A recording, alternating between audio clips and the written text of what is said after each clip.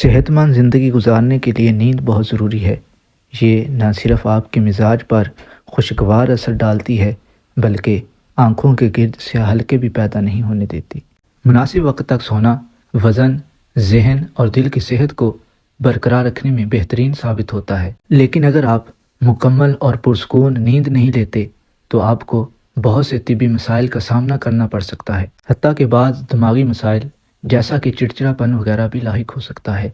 نیند نہ آنے کی بہت ساری وجوہات ہیں۔ ان وجوہات اور اس کے روحانی علاج کو جاننے سے پہلے اگر آپ نے اب تک چینل کو سبسکرائب نہیں کیا تو جلدی سے چینل کو سبسکرائب کیجیے تاکہ اس طرح کی اور ویڈیو آپ تک پہنچتی رہے۔ نیند نہ آنے کی بہت ساری وجوہات ہو سکتی ہیں۔ روزمرہ مصروفیات میں تبدیلی جیسا کہ کام کا شیڈول، اسی طرح صحت مند خوراک نہ لینا، غیر مناسب خوراک لینا، رات کو دیر تک لیپ ٹاپ یا موبائل کا استعمال کرنا، ذہنی دباؤ، ڈپریشن، موسمی حالات، شور اور بھی بہت ساری وجوہات ہیں۔